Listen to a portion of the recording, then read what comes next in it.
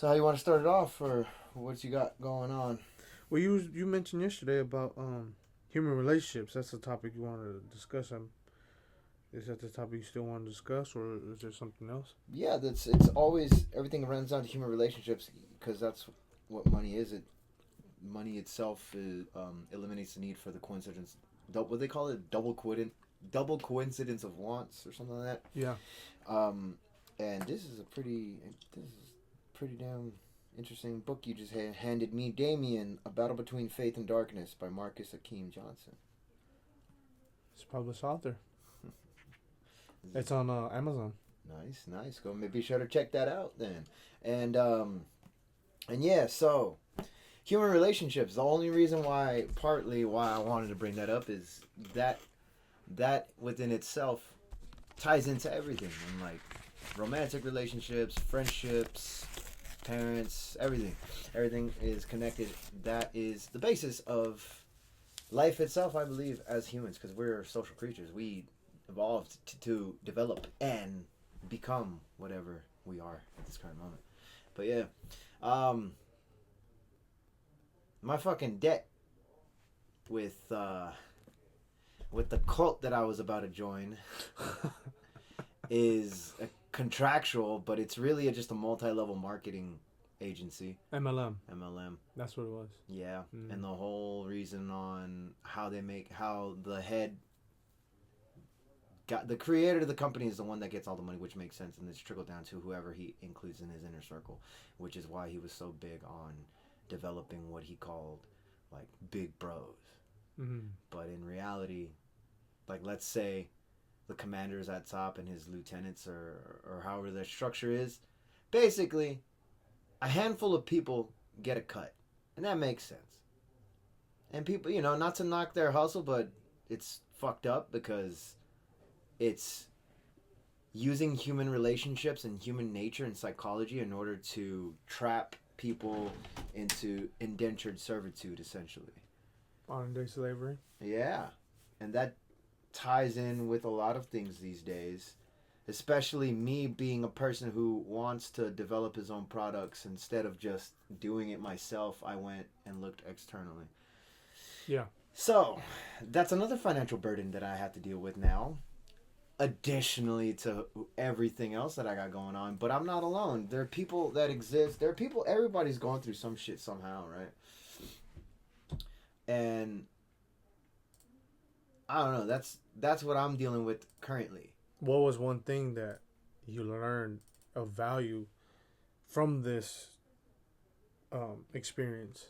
You know, whether it was like realizing that it was like a cult type atmosphere or environment, or whether it was like something positive that you learned how to, do business better.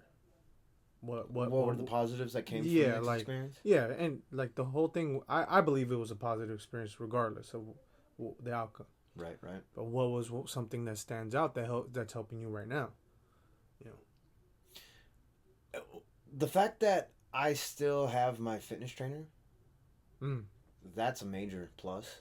Shout out to Maximilian, Coach Braille Strong, I believe, is his at. But but yeah, Maximilian, man, he came through and is continuing to deliver. And I still need to go do the workout today, actually.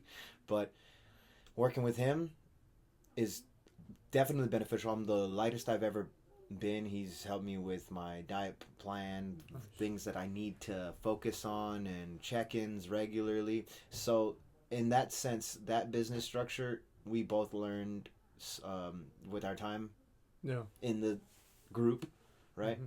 So there are benefits. I'm not saying it was a complete waste of time. I mean, yeah. I'm more comfortable around women. I'm more comfortable being myself. I cleaned up my room, so obviously there's positives. Positive. Only thing was the business side.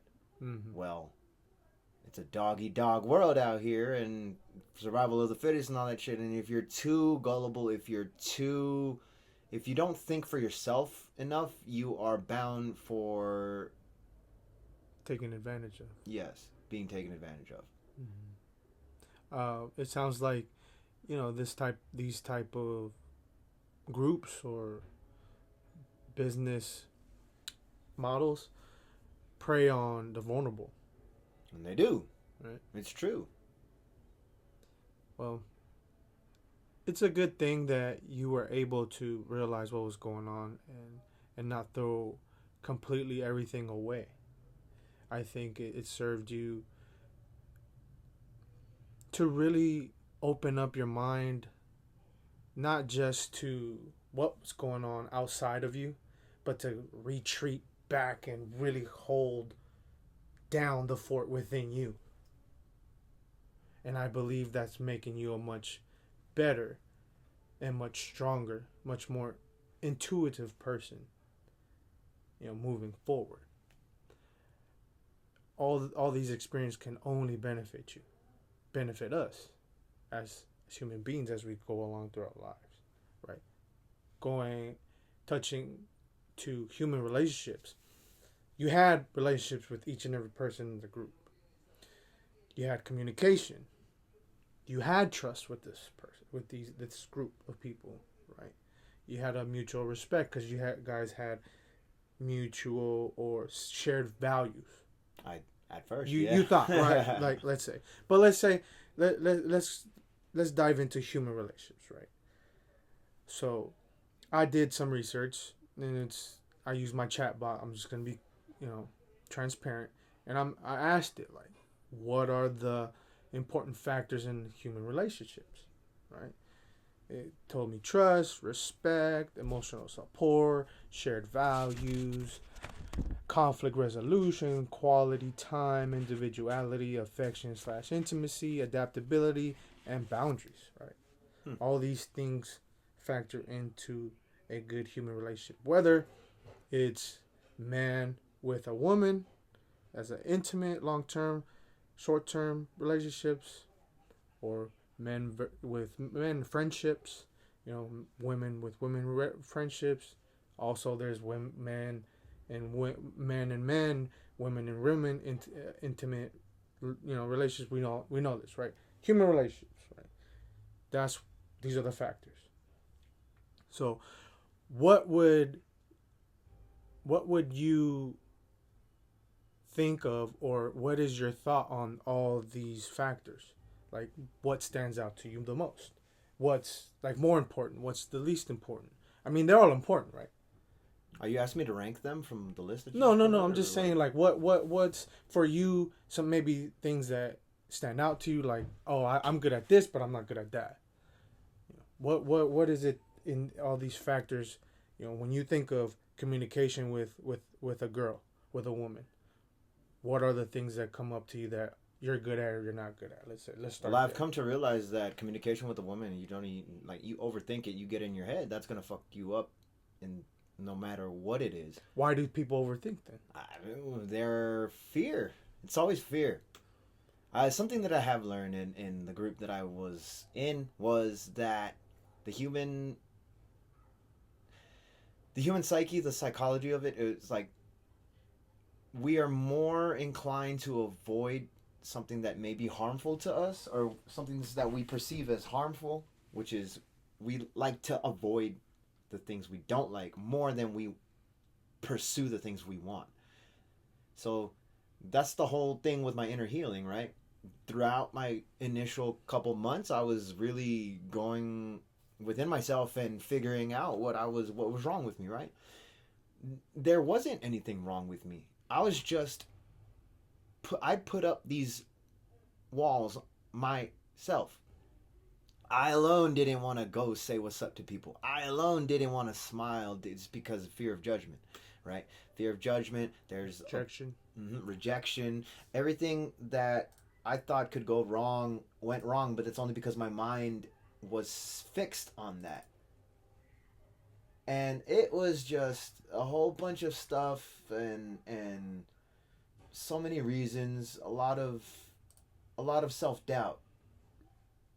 And let me just sure. I'm pulling something up right now, a PDF file of if it can reach it, but to answer your question, it's like yesterday I went to the gym and all I did was, and she was an attractive woman, right? I just waved because she had her earbuds. I just went like this. I go, hi. And I go, is it cool to use the weights from your station, the racks? And then she was like no one ever asked that. They just automatically go for it, which pisses me off, by the way.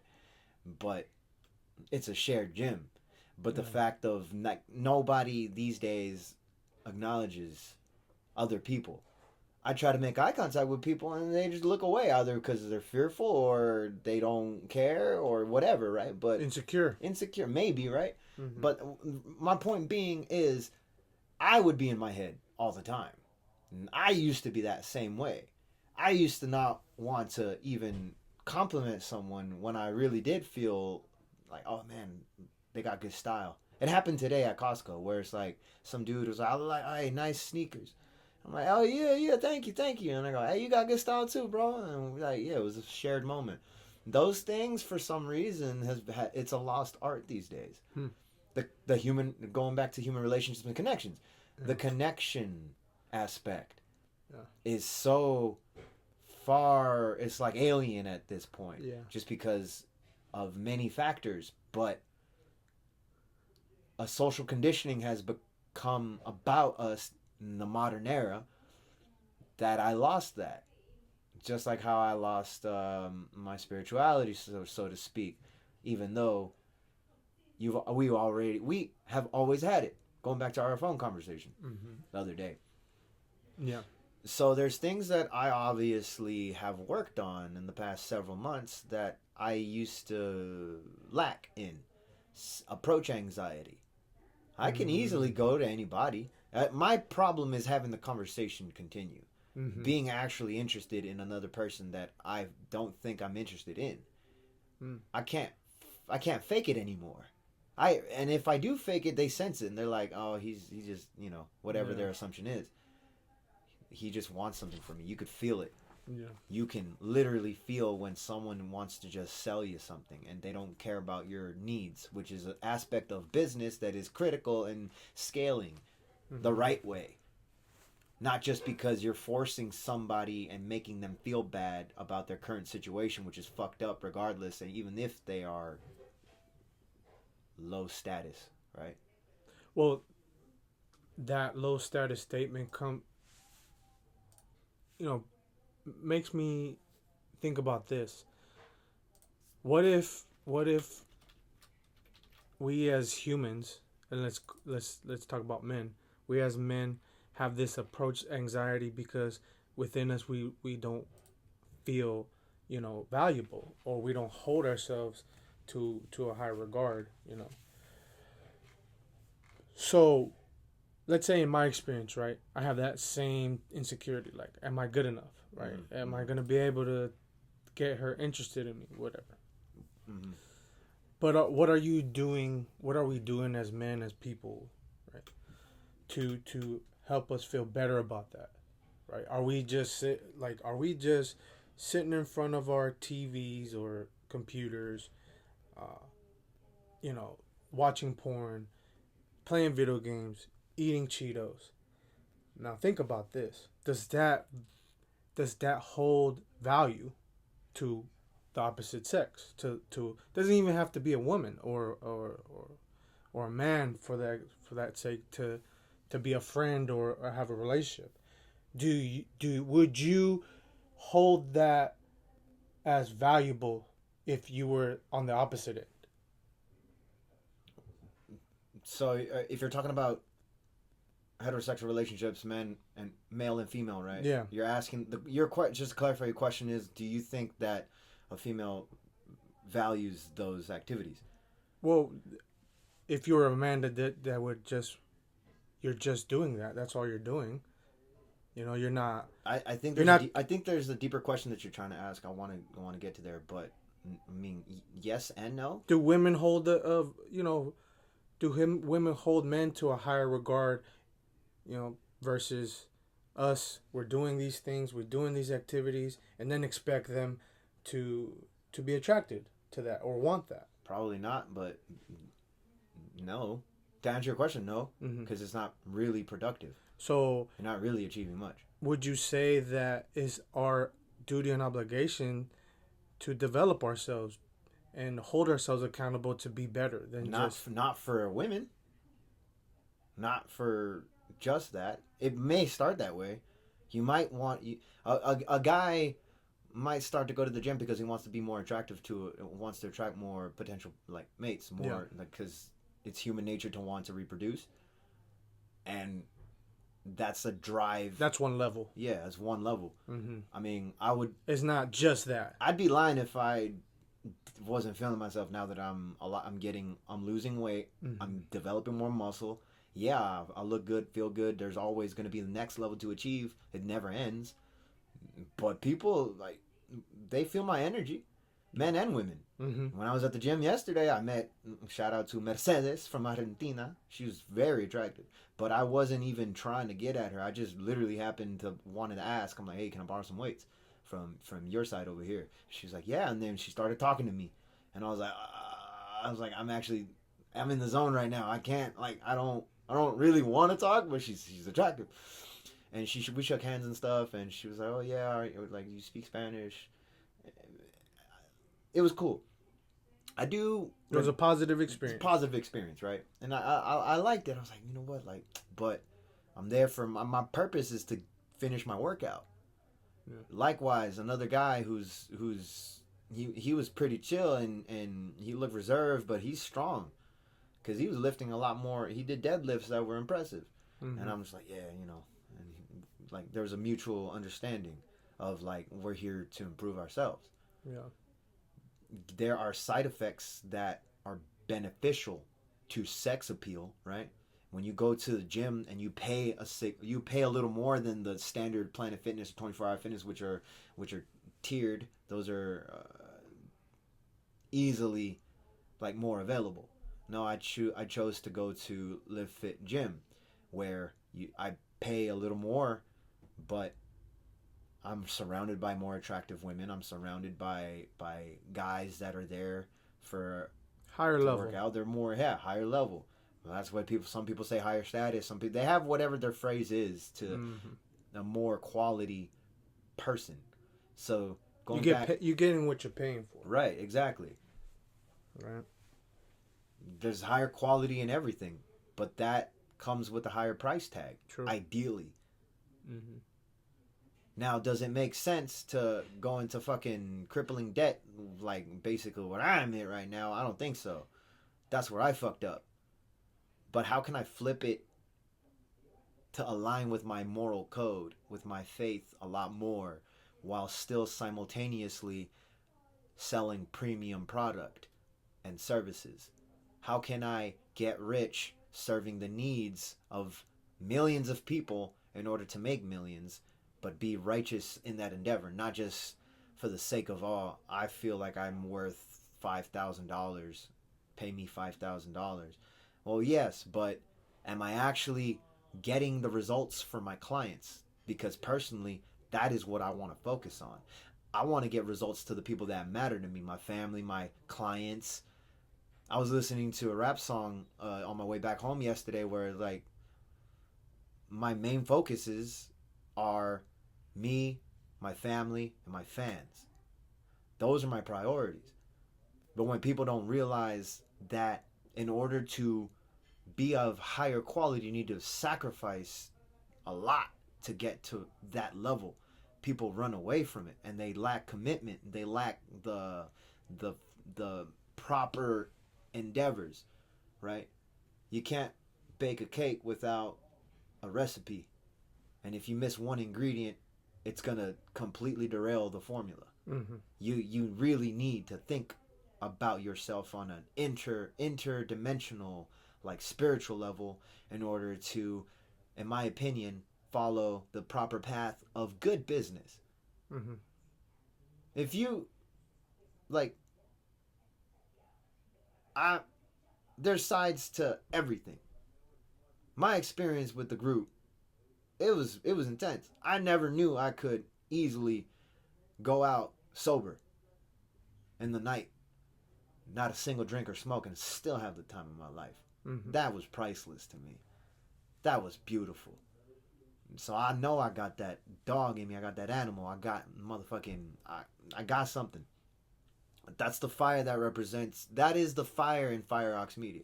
I'm a bull, whatever Taurus. I really don't care about astrology, but it just so happens to align with my numbers. So there's something there. Fire Ox Media. I want to make that creators collective. But why do I want that? It's because I want to surround myself with entrepreneurial creatives. Both sides, because it's possible. I can make money making my art, because it's art with a purpose, with a message. My whole, for now, my quote is party with a purpose. I love to party. I love to be around women. I love to have a good time. I love to dance. I love to sing, rap, make all these artistic projects. But why? Why did I always write at the back of the class during college? Because I didn't like, I was always a rebel. I was always going against the grain. And that identity that I couldn't detach from kind of like backfired on me several times. I lost friends. I left certain groups. I lack commitment. I was self sabotaging because I also learned this in my time with the group that I was in, that there's like 5 toxic shames. The I'm not good enough, shame number 1, and these are the toxic shames that a lot of people have, me included, all of them. I'm not good enough. I don't belong or fit in. I can't get what I want. I had anger, resentment, and rage, and I had the feeling of not feeling safe. Those are the things that prevented me from living the life that I want. Now, that ties into human relationships, because I didn't feel like I fit in with a specific group if I hung out long enough, but that's just me in my own mind. Trust, respect, right? They didn't share the same values. They didn't support those ideas. To a way, in a way. It sounds very deep. It goes deep, right? Mm-hmm. The fact that when we're building relationships, that we gotta have the similar shared goals, values. We have to make sure emotionally we feel safe around them. Um, trust trusting them that they can provide support, and also that you can be vulnerable around them, right? But how do you determine who's trustable, That's the major question. right? Who can you be vulnerable around? Who can you have clear communication? Who can emotionally support you in the toughest times, right? How do we determine these things? I can only say it's trial and error. It's through experience, right? Mm-hmm. If we try to really like obsess over the perfect way to do it, to figure it out, you're never gonna learn how. You're never gonna have that discernment to say, "Oh yeah, I could trust this person. I could trust that." If you don't have those mistakes along the way, Learn from your mistakes. you have to. It's part of the process. Yeah. Wisdom. When we're Experience. overthinking and trying to obsess over every single motherfucking detail to make sure that nothing goes wrong, is when everything goes wrong. Because you're like so obsessed and so fearful of making a mistake. It's when you make all the mistakes and the worst mistakes, right? Or you limit yourself, right? You become a recluse because you're just so fearful. And in order to have something worthwhile in your life, you gotta have the courage to be vulnerable. You have to have the courage to get hurt, right? You gotta get up, dust yourself off, keep going. It takes time. It's a process. Everything along your journey is a process. Whether you're trying to get healthier, you're trying to find the perfect mate, you're trying to support yourself and your family financially, spiritually. You're trying to get in tune with your spiritual nature, right? All these things take time, take experience through the mistakes that you make to improve and become a much more intuitive person, to be able to navigate through. Life is tough. Life is hard. Life is challenging. That's the purpose of it. Is to constantly learn and grow and get through the level, right, that you're currently on to get to the next level. Right, like you said earlier. At first, your purpose is to get fit and look good to attract a valuable female, right? A worthy female, a worthy partner, right?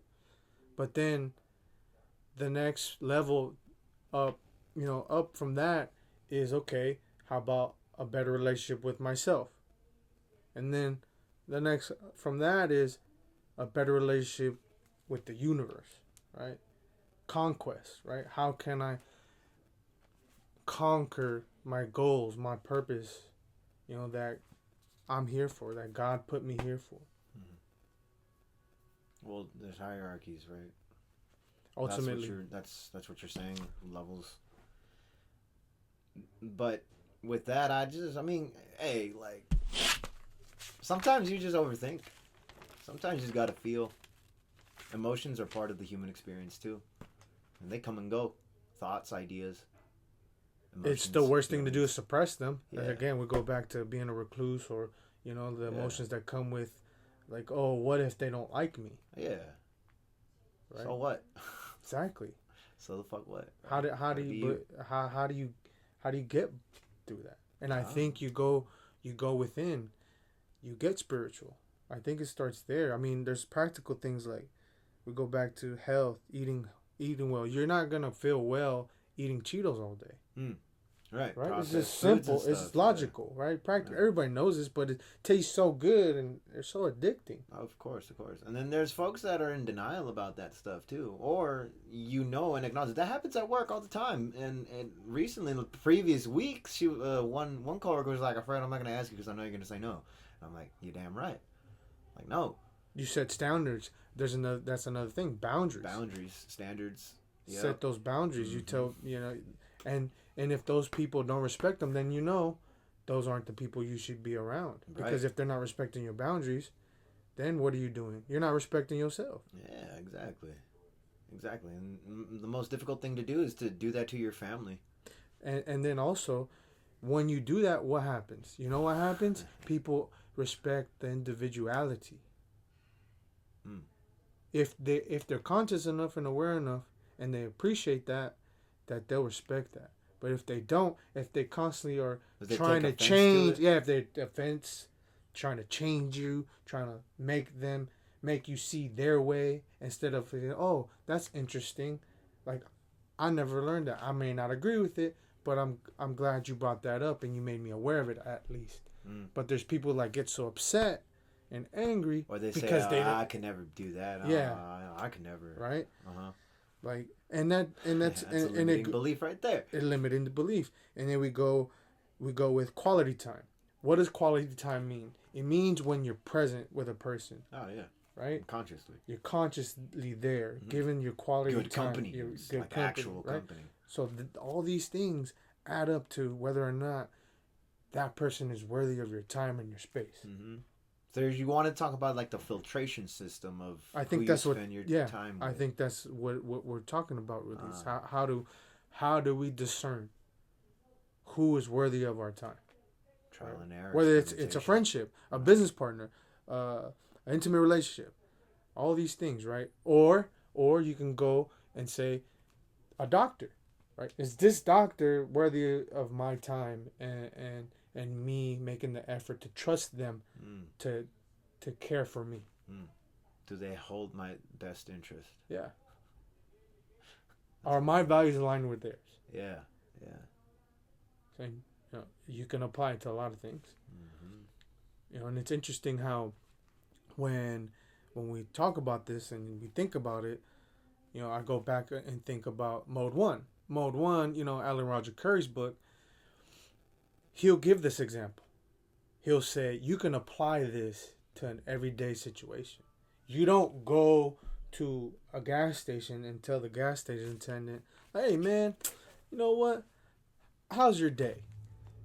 No, you really are just, and it's not that you don't care about the person. It's just that you're just going to tell them what you want, right? Honesty, right? You're not really there to know them or get to know them. You're there more, okay, you want something from them. you straighten up being forward and honest with them. Same thing goes with a female, right? You got to be honest with them. If you want a long-term relationship, great. Then be honest. Be forward. Tell them how you feel. Tell them what you want from them, right? And I think that the problems in our society, in relationships, it's manipulation. It's not so much what we want. It's how we come about trying to get it. Right. Nobody wants to be outward and tell people what they really want. So for whatever reason, fear or. So if you use like manipulation, if you're using manipulation to get what you want, what do you think's gonna happen to you? Hey, fraud. They're gonna do the same thing to Scam. you. They're gonna do the same thing to you. They're gonna manipulate you, and then what ends up happening? Drama. Drama that nobody wants. Drama that nobody asked for. But whose fault is it? Because you're dishonest. You're not being straightforward. You're not approaching the situation ethically. You're really just thinking about yourself. And that's fine, but how can we go about it in the best way is the question. It ties to money too. And like, are you in it for the money, or are you in it for yourself? Or are you solving an actual problem that other people have that you're intending to solve? Or are you just talking for yourself? It's like they say, if you really want money to come to you, you gotta give. Yeah. Provide value. Provide value. And I think in relationships the same thing. You approach a woman, and you don't have value. You don't perceive yourself as valuable. You think the woman's gonna perceive value in you? No. That's why I was crazy yesterday. I was like, yo, smile, hey, sorry to bother you. I didn't mean to like have you take your earbud, whatever, right? But she goes, oh no. Yeah. You value her space. You know there's a boundary. There's an invisible, personal space boundary that people have. And if somebody just comes in front of you and doesn't even say excuse me, at least doesn't acknowledge the person. Exactly. Yeah. And it happens a lot. It happens to me a lot at the gym too. Right. The other day, well, my old man too. I confronted about it too. It's like, bro, you dragged me into a situation without my knowledge, and you just so happened to say, oh yeah, I forgot to tell you, but this is what is going to happen, and it involves me. And he didn't tell me. He's known for like 3 weeks. Mm-hmm. That's fucked up. Yeah, it is. And then I told him I wasn't mad at what it was. I'm not mad at the why. I'm mad at the how. Like, how could you not have told me this? It's a serious matter. What is it? Respecting, your time, right? Like considering the fact, well, maybe he has something to do. Maybe I should ask him before I make the decision, or obligate him to say, hey, right, can you do this? Yeah, and it ties to everything. Like being considerate, other events, being more considerate. Yeah. Because if, not to, this happened recently too. There's a lot of things that this can relate to. When someone needs something from someone else, it's a transaction. Correct. But that forced obligation is part of our culture in general that no one it's uncomfortable. If I need a ride, if I'm going someplace and I need a ride, I'll figure it out. Or if someone that I want to spend more time with has a car, I'm gonna ask them like, yo, I need a ride and I'm going to this place. Is it cool if you give me a ride? Mm-hmm. And it's like, okay, I'll try my best to make it happen, and no problem. Yeah. Open communication. Yeah. I'm down for it. But if you're avoiding that fact that, oh, you just need a ride, and that's fine, like whatever, you could pay me $20 for gas. There's a way to have a return the favor. Like, hey, that's the coincidence of wants, right? Money solves that problem. Double coincidence of wants, I believe. We all use each other for something. Of course, that's that transaction. But people don't want to talk about money because it's emotionally charged. Another thing about society in general, I have this problem too, or I have emotional responses to cash. Mm-hmm. I'm feeling it right now because I need to get more money. But if I'm not providing actual solutions to people's problems. I don't think I deserve money. That's the dance that we do in society, in modern society, where it's like, what are values? What are like definitions? You need an understanding. You need definitions. You need to have more education. You need to learn about things. And if you already know these things, take action on it. There's a way to solve problems. As a society, we're spoiled. Yeah, that we too. We think we deserve something, right? Self entitlement. Yes, that's the term I was looking for. Entitlement. Oh, for sure. And the ego plays a part of that too. Ego, man, ego. It's prevalent. It's like an epidemic that people have inflated egos. Of course, yeah. Smack them in the face to bring them down. No, don't actually, no. We don't condone violence. We don't condone violence. Even though we train martial artists, we don't condone violence. Of course. I mean, Coach says it all the time, right? We're not here to go out and pick fights. Right. We're here to better ourselves. Of course. Just have control. Yeah, that's what martial arts is. Ourselves, first and foremost. Yeah. It's definitely important. A lot of lessons to be learned in martial arts too, especially and if you choose to kind of like shadow box in public, people are gonna like avoid you. They're like, oh shit.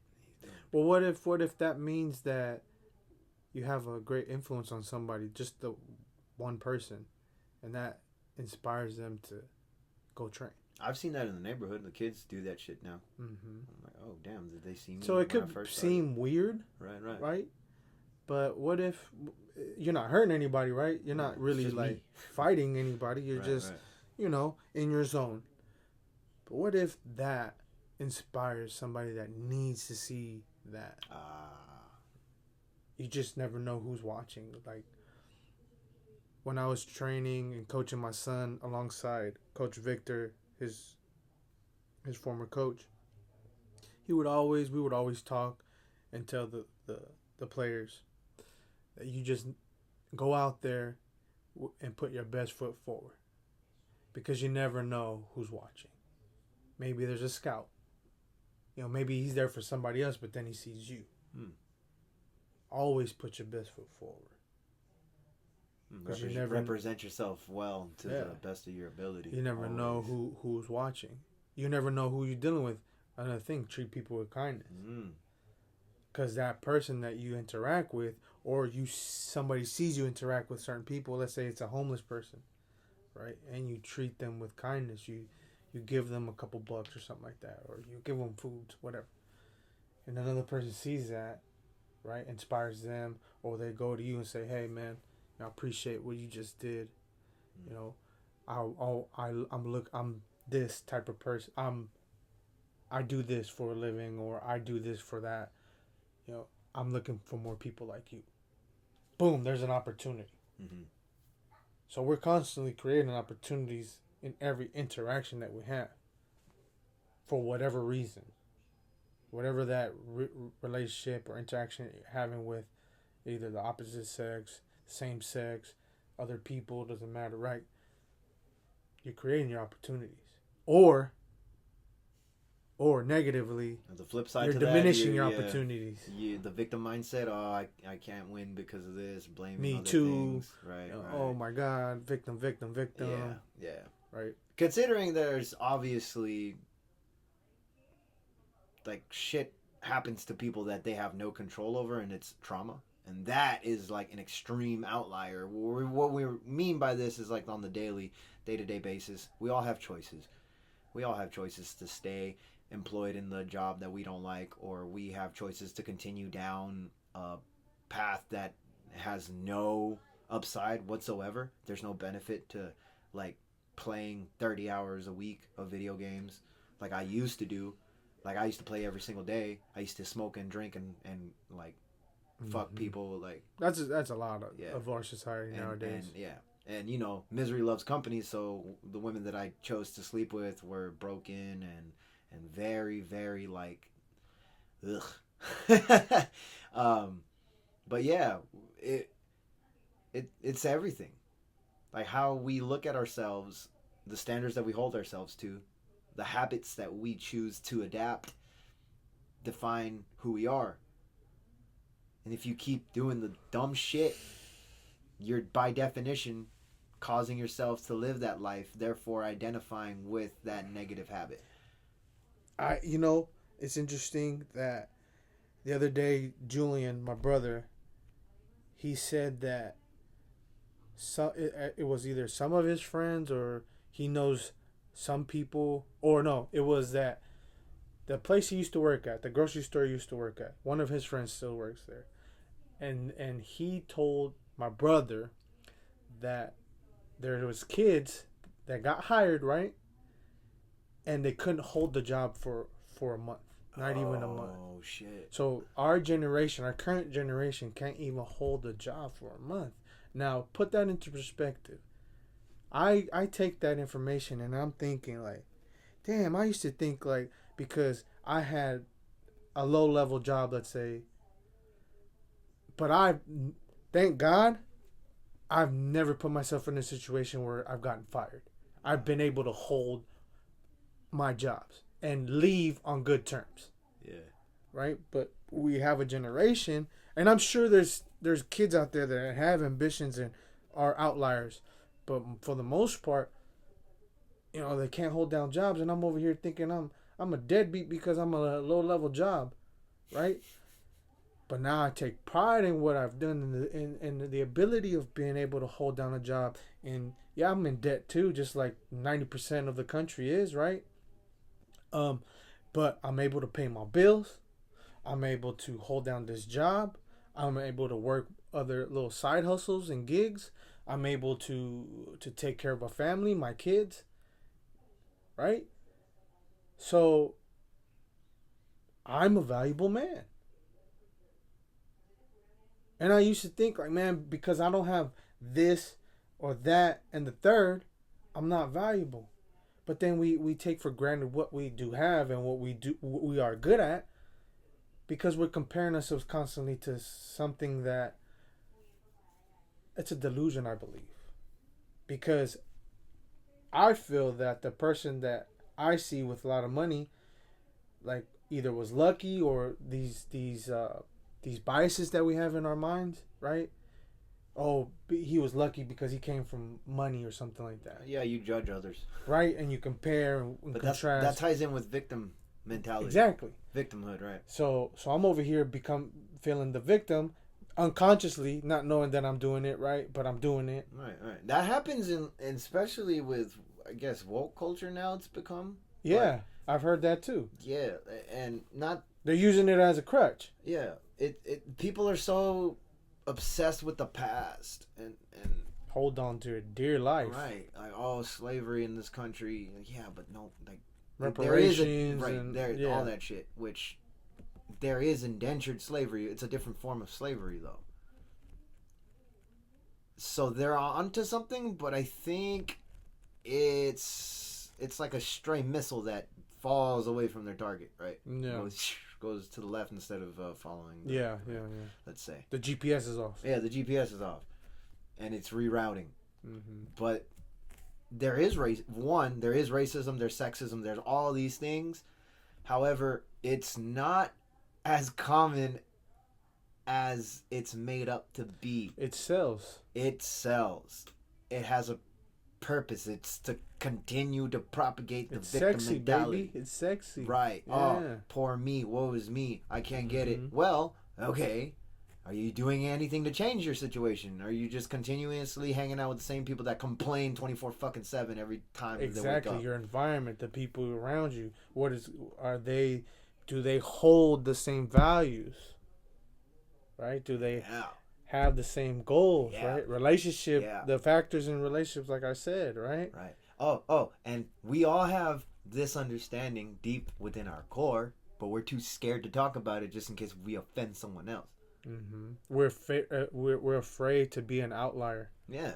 And to be out on an island alone when you're never alone. If we go into spirituality, like you're never alone. If you're here, something's taking care of you. Oh, for sure. There's a force within us all that's life Yeah. So Something's keeping us alive. something.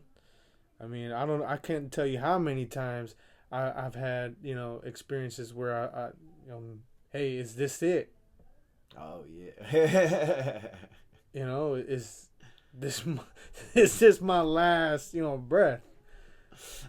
I don't know. Reached the end. Have I reached the the end? road? Oh boy. No, it's true. I think a lot of people have these experiences, but it's for a reason. I think you grow much tougher. We all are much tougher than we honestly think. We can endure. The body can endure a lot of pain. Superhumans. But cool. I think the conditioning that we're under makes us feel like we're not. Makes us feel like, and we are. We are vulnerable. We are, very fragile. Life is fragile. Don't get me wrong. But we can endure some shit, man. You see these homeless people out in the cold right now. It's like, they know how to survive, bro. Oh. They know how to survive. One of them was bumping. I was playing my music, and I was at a stoplight coming off of into Octavia from 101. Mm-hmm. And she was bumping to my music. I was like, oh shit! And I gave her a bag of quarters. Like, hey, thanks for rocking my music. There you go. You earned that shit. And she was like, hey, oh yeah, thank you. Because she was out in the rain. Yeah. And this is a struggle. I do feel for these people. And I also know that if they, like, for one gentleman, he's apparently in his sign, according to his sign, he's a veteran. Uh-huh. But he's always in the same fucking spot every fucking morning, damn near. So if you use that dedication to do something productive, I guarantee you're gonna be compensated properly. You're gonna be getting yourself out of the situation, but at the same time, it's like, I don't know. Each person has their own blockages that they don't know how to get around. That's true. And, I had that too. Yeah, and I asked for help though. And we see these people, but I think honestly, God puts these type of people as examples, but also for us to be like, have some compassion, right? And put your little grain of salt in to help, right? That I've mentioned this before. My mother, I used to always see my mother, still to this day does it. Always, man, grab a couple of dollars and give homeless people, a couple of dollars. And she always said, I don't care what they use it for. God is using me to help them for whatever reason. And she had that compassion and empathy for these people, and that's where I learned it. And I find joy in being able to give a little back. It's not to boast about that, because I'm broke as a joke. Yeah, me too. But doesn't mean that I if I have $1 or $2 to give, I could spare it. And I see, especially if it's like a woman, right, or she's down and out, I'm gonna give it to her. Maybe she needed that to survive the day. Right. And I just helped her survive one more day. And you never know if you can be in that situation one day. And you never know what that can bring to you. What kind of positivity that can bring to you. I believe in karma. I believe in paying it forward. What you give is what you receive. I try to preserve humanity. Persevere. And you go into all of that. You go back. Let's go back into trying to get at a chick. If you're over here trying to manipulate her. Oh, what manipulation. That's going to happen to you. Being dishonest, too. Yeah, being dishonest. Trying to hide the fact. Yeah. Trying to hide denying yourself. If you want casual sex, and just figure out a way how to, classy, be how should I say it? Be smooth with it. Oh, for sure. Right? And they'll tell you, too. They're like, oh, they told me this, but I remember our conversation. I was like, damn, Fredo, I never knew you were like this. Yeah. So. I mean, what do guys really do? They pretend. They promise. And women are smart. They know what's up. They're not dumb. They're not dumb, but at the same time, there's women and men that fall for these things. Oh, for sure. And they get manipulated and they get hurt, and that's we go back to the same thing. That's why we have a ton of fucking drama in relationships. That's true. Because we're using manipulation. I go up to a girl and I tell her, yeah, I'll give you the stars, I'll give you the moon and the sun, the sky, everything, right. Blah blah blah blah blah, and he hits it and quits it, and what happens? The chick is remorseful. He wasn't a man of his word. Resentful. Yeah. He's not a man. So what happens? I seen a clip yesterday about some dude, his ex, over here fucking, breaking his windshield and Oh, shit what? for whatever reason. I don't know the backstory, but Yeah. could be that he lied to her. Could be that Maybe. he or whatever. Right. I can't say that he's knows? innocent, right? I don't know what he did to deserve that, right? But She could be crazy, or he could be women, crazy. Who the women fuck would and both men, be humans crazy? can be very resentful Oh, yeah. and use that to hurt people. Hell yeah. Dodged a bullet one day. Only 2 times I seen this woman. Oh my god, you got me sprung. I'm like, nope. Stop texting me. Nope. You know, every single second. What are you doing? Why? Who? Where are you going? Why? I'm working. I'm driving. I can't text. Why can't you text? Bitch, I'm fucking driving. Goddamn. Can't do that. I was like, nope. I can't do that shit. Oh my god, I feel like you're ignoring me. I'm like, yes and no, because I'm a good person. That's why I like you. Nope. I don't think it's going to work out. You know, I'll see chicks too, and you know, attractive, and it's not that I've gone up to a chick and said, "Hey, you're beautiful," whatever, and not really pursue it, whatever. Oh, yeah. But you know, sometimes you're like hesitant, especially nowadays. It's like you're hesitant because it's like, does this BZ have some crazy shit behind her? Like, what kind of baggage is she carrying? And you hesitate, and I think that's a lot.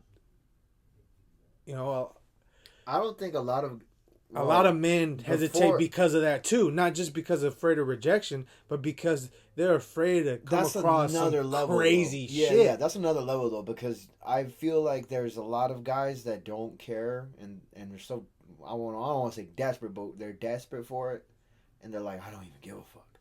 I kind of like that shit. Yeah. But then it also ties to like a kink. And you know, there's bondage. There's there's a whole world out there. The kinky world. Right, the kinky world. And you know, this is normal kinks, not to shame anybody. They're into whatever they're into, but like, I think it's a filter too. I feel like guys don't know what they want because they haven't tried enough, and that's why they're so. And this goes for women too, because maybe I don't want to disclose her name, but maybe the woman that I was talking about earlier, she had like trauma that she had to clear first. That's why she's so like attached and she's so in need of actual relationship, that it was backfiring on her because she probably did, I'm assuming, didn't love herself. And it makes me think, it makes me wonder, like, why did my past relationships not work out in the end? It was because I wasn't in tune with myself, and they weren't in tune with themselves either. Yep. They didn't have self-love. I didn't have self-love. I didn't know I didn't know what self-love was. I really was it was like a ticking time bomb. We were both explosives looking to blow up together. Like it's the fact that you're seeking without. Yeah, that too. Everybody thinks that it's about going without, getting the money, the guy or the girl, whatever, what have you, but it really comes down to going, like I said, going dark, you know, going within, closing them eyes, praying, meditating, just having a conversation with the air, whatever you want to call it. At this point, like, I call it talking to God, praying, whatever, with your higher self. It doesn't matter, spirit. You could call it whatever. Labels are just, you know, humans' way of trying to make something tangible. Makes sense of the world. Right? Mm-hmm. So, whatever you want to call it. Just go and into a dark room, close your eyes, and just, you know, talk. Ask questions. Right? You know? You don't even have to have the answers, right? You don't have to have the answers. I said it in my last podcast. Like, you'd be amazed on what happens when you really sit down with yourself and you close your eyes and you just start talking and asking questions. The answers do come. They may not be the answers you want sometimes, but the answers come. That's what. And it's the art of being able to, you know, introspect, be intuitive, get intuitively charged up, right? Honing in on the flow state. Because the answers don't come like we think they come, like on the TV. You know, it's so apparent and so obvious, right? They don't. You have to be quiet. Because the answers come suddenly from the universe, right? They come in a way that you have to really pay attention. Divine timing, you never expect it. Exactly. You really don't. So if you really want the answers, you got to be quiet. You got to be intentional. Listen to understand. Listen to understand. Like you taught me this, right? We used to have conversations. We used to record a lot more in the past, and I would constantly interrupt or I wouldn't listen. And what would you say, you have to work on listening. You've made significant progress, by the way. It's impressive. You know, another thing on top of that is what you told me yesterday. But even before that, I heard a Tate speech about the ums and ahs people, I have problems with, or or right, like just filler words. And I intentionally came to this podcast today wanting to be, more aware of that. And if you can see, maybe there was one or two times here and there that there's a lot less than before. Yeah. Mm-hmm. I really tried to just take my time, pause if I didn't know what to say, and just let things flow a bit more naturally instead of just trying to like right. That's good, real good. Right. It makes me feel a bit more intellectual, right? A bit more confident in myself, because it's just it might sound easy and practical, which it is, but the mind will want to chatter off. The mind will want to just branch off and just keep going and going and going. Like, release. But I think you have to have this process and have it flow. Like a dam. What is the purpose of a dam? Control. It's to control the stream of water, the flow of water. Right? So when you're pausing and you're just taking the time to reflect on what you just said and what you want to continue saying, then it just sounds, nice. And you feel confident and good. It takes a lot of work to get there, of course. It's any new venture or any new activity that you do initially, it's not going to be perfect, obviously. And this is just today. But it's also, learned from that Tate speech was feedback. I did listen to the podcast again, and I was aware of that. And then you mentioned it because I asked you for the feedback, and it's the exact same thing I came up with. Like, I'm aware. Like, yeah. Also, you run a risk by by default of talking about polarizing subjects and polarizing people. Mm-hmm. And if you have to be careful, like I said when we're on record, because if a left-wing feminist is like, if she just so happens, I don't know why she listens to us, but if she just so happens to listen to us, then she goes, "Oh, these motherfuckers is Tate and like, trumpets or whatever," right? That's why I just avoid it in general. But why? I mean, I get what you're saying. Why you would avoid it in general, these polarizing people or subjects? Because you got to focus on the core of the message. True. I get that too. You just like, oh, Tate says, and then we just lost a possible client. That sure. But unless you really rock with it, motherfucker, like, I mean, you don't have to agree with everything. I agree with that, but like, I know there's people, they're just gonna peg you, but they're gonna peg you like that regardless, bro. There's something in this podcast that's gonna peg you, whatever. And that's the thing. I get what you're saying, and I was more conscious of that today, right? I was more conscious of... Yeah, that's why I was so...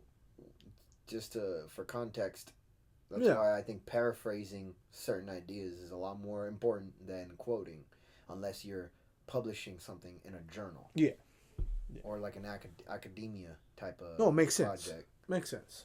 Yeah, that's what I remember from our phone conversation. Mm-hmm. Like, that's why I'm like, I'm a lot less focused on extracting quotes, and that for that reason. Now, to improve our understanding, to improve our communication as well, we have to read and write as much as we can every day. That keeps your brain alive. That keeps you active. That's how you stay youthful in spirit. Well, now that you said that, right, you brought that up about reading and writing. So I just want to tell you this, and I brought the book to show you because I had mentioned it to you, right? But funny thing was that was my goal. One of my goals this year is to read more, right? Because it's bad. People cannot detach themselves from their phone or technology. It's really bad. And I'm aware of that. And I don't judge. I get it. Right? It's a form of communication. It's how we're linked to the rest of the world now. Yeah, and also you feed yourself your own type of content that you consume. Yeah. That's the self-gratifying loop. Yeah. It's constant. It's designed to constantly keep you trapped. Hell yeah. Right? My Instagram feed, it's hilarious. I can't open that shit in public because it's just women. And I'm aware of that. Yeah. Every time I need a break for like a couple minutes, but I've grown this skill set. I just look at it, I'm like, damn. And then I'll catch myself too. Yeah. I've seen that too. Yeah, it's possible to grow your self-awareness into it. And it's not going to be like 100% perfect. Yeah, right. But that's why doom scrolling, I get it. People delete the app because they literally can't handle the doom scroll. They can't handle the doom scroll. Yeah.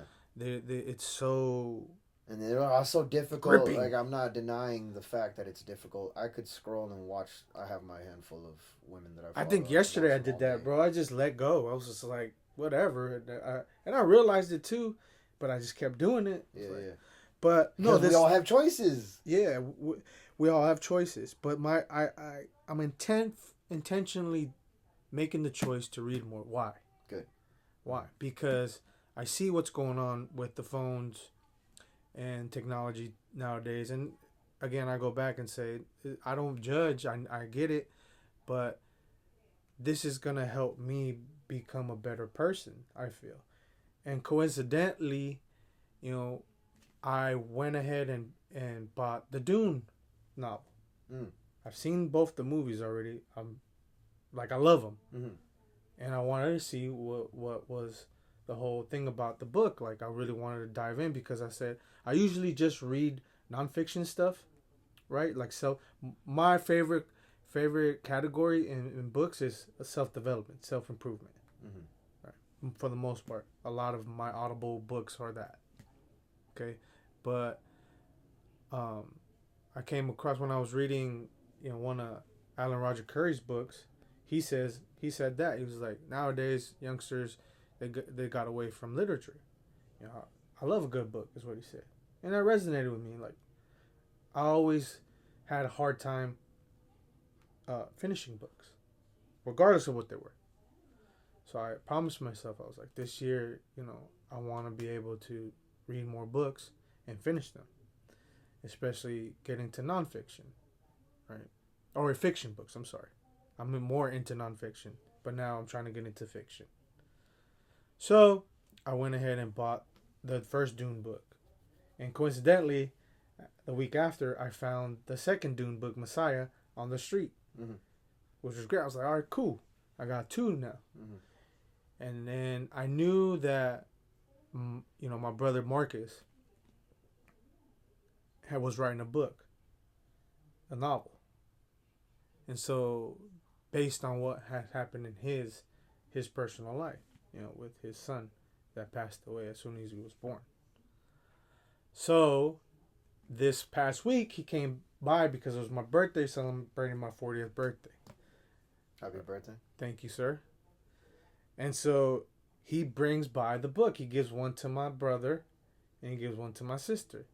But I stole my brother's copy because it was my birthday. So I was like, hey. But coincidentally, he finally brings this book. And he finishes. It's published. It's shameless plug. It's on Amazon. It's called Damien, A Battle Between Faith and Darkness by Marcus Akeem Johnson.